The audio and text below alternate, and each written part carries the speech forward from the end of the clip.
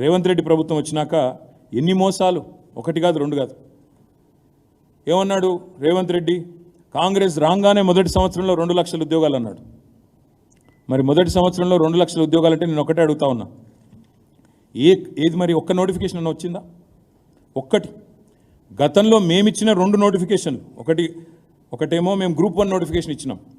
ఇస్తే ఎంత గొప్పవాడు ఈ ప్రభుత్వం, ఈ రేవంత్ రెడ్డి అంటే, ఈ కాంగ్రెస్ ప్రభుత్వం ఎంత గొప్పదంటే, ఆనాడు మేము 503 పోస్టులతో గ్రూప్ 1 నోటిఫికేషన్ ఇచ్చినాం. ఇస్తే దాన్ని రద్దు చేసిండు రాగానే. మేము పోనీ ఇంకొక 2,000 పోస్టులు లేకపోతే ఇంకో 500 పోస్టులు యాడ్ చేస్తాడేమో అనుకున్నాం. ఏం చేసిండు ఈయన? 60 పోస్టులు యాడ్ చేసిండు. 503కు 60 కలిపి అది నోటిఫికేషన్ ఇచ్చి, నేను నోటిఫికేషన్ ఇచ్చిన గ్రూప్ 1 అంటే మేము ఇచ్చిన దానికి కలిపింది ఒక 60 పోస్టులు. రెండోది, బీఆర్ఎస్ ప్రభుత్వం ఉన్నప్పుడు మేము ఆల్రెడీ డిఎస్సి ద్వారా 20,000 పైచిలకు రిక్రూట్మెంట్, 28,534 పోస్టులు మేము రిక్రూట్మెంట్ చేసినాం. ఈయనప్పుడు లొలిపెట్టిండు రేవంత్ రెడ్డి. ఏమన్నాడు? మెగా డిఎస్సి వేస్తా. మొదటి క్యాబినెట్లోనే మెగా డిఎస్సి 50,000 టీచర్ పోస్టులు ఖాళీ ఉన్నాయి, ఫస్ట్ క్యాబినెట్లో వేస్తా అన్నాడు మెగా డిఎస్సి. మరి నేను అడుగుతున్నా రేవంత్ రెడ్డిని, కాంగ్రెస్ ప్రభుత్వాన్ని, గ్రాడ్యుయేట్లను ఆలోచించమని కూడా కోరుతా ఉన్నా. బీఆర్ఎస్ ప్రభుత్వం ఉన్నప్పుడు 5,089 పోస్టులతోని డిఎస్సి మేము నోటిఫై చేస్తే దాన్ని నువ్వు వచ్చి రద్దు చేసినావు.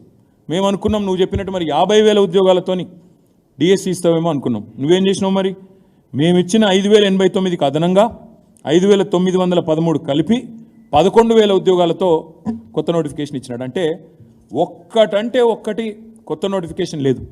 2 మేమిచ్చిన నోటిఫికేషన్లను రద్దు చేసి వాటికి ఇంకొన్ని కలిపి కొన్ని కొసిరి అది మళ్ళీ కొత్తగా ఇచ్చింది తప్ప ఏ ఒక్క నోటిఫికేషన్ కూడా రేవంత్ రెడ్డి వచ్చినాక ఇవ్వలేదు. ఇవ్వకపోగా 2 లక్షల ఉద్యోగాలని చెప్పిన మాటను తుంగలో దక్కే విధంగా జాబ్ క్యాలెండర్ అన్నాడు. ఇంతవరకు అది అతి లేదు గతి లేదు. అదేవిధంగా ఇంకా దుర్మార్గం ఏంటంటే, ముఖ్యమంత్రి గారి సహచరుడు, ఆయన డిప్యూటీ చీఫ్ మినిస్టర్, మేము నిరుద్యోగులకి 4,000 రూపాయల నిరుద్యోగ భృతి అనే మాటనే ఇవ్వలేదు అని నిండు శాసనసభలో పచ్చి అబద్ధం. వాళ్ళ నాయకురాలు ప్రియాంక గాంధీ గారిని పిలిచేమో ఇక్కడ యూత్ డిక్లరేషన్లో నెలకు 4,000 అని చెప్పి మాట, కానీ వెంటనే ఉప ముఖ్యమంత్రి గారు శాసనసభలో మాట మార్చి మేము ఉద్యోగాలు ఇస్తామన్నాం కానీ నిరుద్యోగ భృతి ఇస్తామని ఎక్కడ చెప్పాం అని చెప్పి మాట మార్చినారు. ఇవన్నీ కూడా తెలంగాణ యువత, తెలంగాణ నిరుద్యోగులు, తెలంగాణ గ్రాడ్యుయేట్లు అందరూ గమనించాలని చెప్పి నేను విజ్ఞప్తి చేస్తా ఉన్నా.